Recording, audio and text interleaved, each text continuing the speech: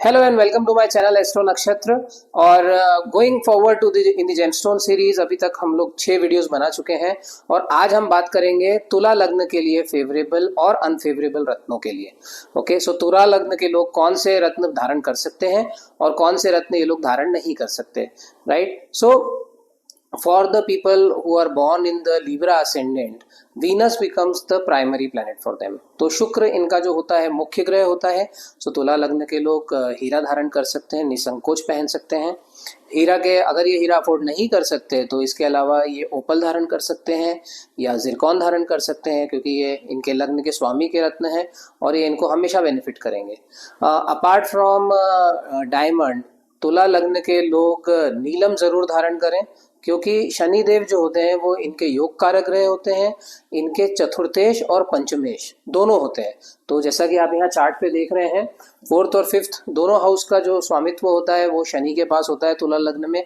और काफ़ी बेनिफिट्स मिलते हैं इनकी इनकम के पॉइंट ऑफ व्यू से, इनके थॉट प्रोसेस के पॉइंट ऑफ व्यू से, इनके बच्चों के लिए अच्छा होता है और इनकी ओवरऑल क्रिएटिविटी बढ़ती है।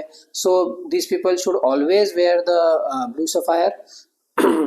नेक्स्ट जो स्टोन होता है जो कि तुला लग्न के लोग धारण कर सकते हैं वो होता है नवमेश का यानी कि एमरल्ड, जो इनके भाग्य के स्वामी होते हैं मर्क्यूरी बुध।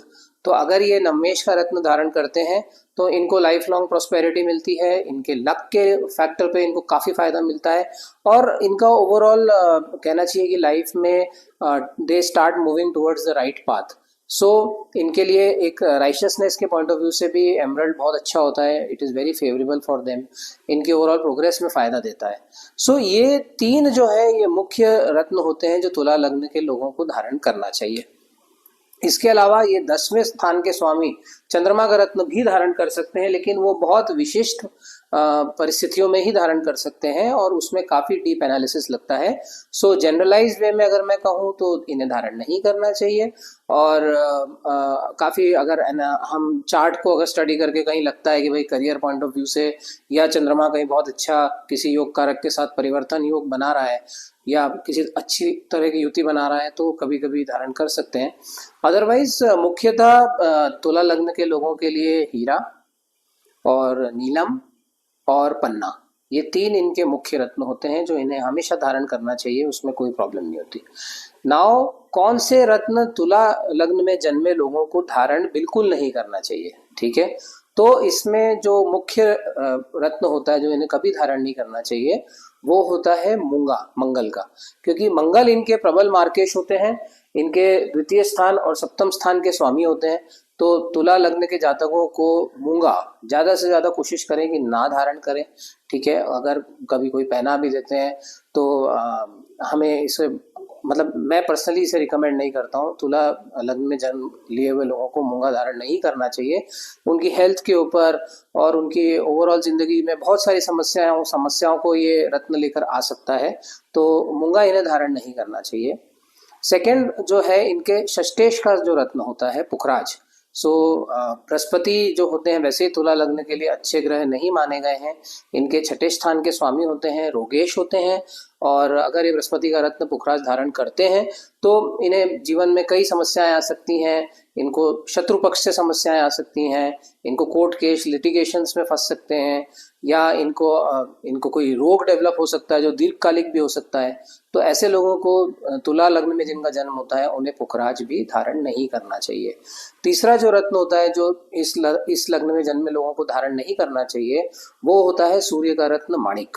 तो आप इसमें कह सकते हैं कि भाई ये तो एकादश का स्वामी है, इसमें क्या दिक्कत है, 11th लॉर्ड है, what is the problem. But the problem is कि मुख्यतः एक तो लग्नेश के साथ सूर्य का मित्रवत व्यवहार नहीं होता है और दूसरा शनि और सूर्य परम शत्रु होते हैं और इस लग्न में शनि योग कारक होते हैं। So that is the reason why इसमें रूबी भी अवॉइड करना चाहिए। तो जो मुख्य रत्न इसमें निकल के आ रहे हैं वो हो रहे हैं आपका डायमंड, नीलम एंड पन्ना।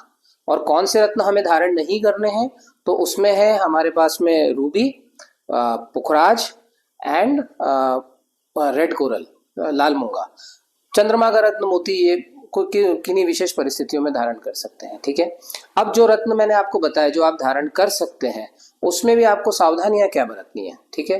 तो मुख्य सावधानी उसमें आपको ये रखनी है कि आपको अगर उस ग्रह का स्वामी दुस्थान में गया हुआ है, यानी 6, 8, 12 स्थान में गया हुआ है, तो आपको उसका रत्न नहीं धारण करना है। दूसरा ये है, अगर उस भाव का स्वामी अपनी नीच राशि में बैठा हुआ है जाकर के, सो फॉर एग्जाम्पल अगर आपको लेटस से पन्ना धारण करना है, लेकिन पन्ना अगर मीन राशि में है, या हीरा धारण करना है, डायमंड धारण करना है, और शुक्र अगर अपनी नीच राशि कन्या में है, तो ऐसे कंडीशन में आपको ये रत्न धारण नहीं करने हैं। थर्ड इंपॉर्टेंट कंडीशन जो आपको देखनी है, वो आपको ये देखनी है कि चलित कुंडली में, सो मान लीजिए कि वो जो रत्न आपने सिलेक्ट किया, मान लीजिए आपको नीलम धारण करना है, और लेट अस से कि वो आपके छठे स्थान में आपके चौथे स्थान में बैठा हुआ है, लेकिन चलित कुंडली में उसका स्थान बदल गया है, तो ऐसे केस में आप इसको अवॉइड करिए। या मान लीजिए आपके शनिदेव 9वें स्थान में दिख रहे हैं, लेकिन चलित कुंडली में वो अष्टम में चले गए, तो ऐसे में आप चलित कुंडली का अध्ययन जरूर करिए रत्न धारण करने से पहले, ठीक है। एक और इसमें जो जरूरी कंडीशन है, आप अपने देशकान और अपने नवमांश की स्टडी करिए। Please check if the planet is well placed in Dreshkan, that is the D3, and the Nammanj, that is the D9, ठीक है। इनमें भी आप अपने उस पर्टिकुलर रत्न का एक बार एनालिसिस करिए कि वो कहाँ बैठा हुआ है, ठीक है। तो ये बेसिक मैंने आपको तुला लग्न के बारे में आज बताया, कौन कौन से रत्न धारण कर सकते हैं, कौन कौन से रत्न धारण नहीं कर सकते हैं। अगर आप मुझसे कंसल्टेशन लेना चाहते हैं तो मेरी डिटेल्स इस वीडियो के डिस्क्रिप्शन बॉक्स में दी हुई हैं, आप मुझे व्हाट्सएप भी कर सकते हैं, आप मुझे ईमेल भी कर सकते हैं। So that is all for this video today. बहुत जल्दी हम मिलेंगे हमारे अगले लग्न के लिए, जो वृश्चिक लग्न है, and will be talking about that in detail. Thank you so much. नमस्ते।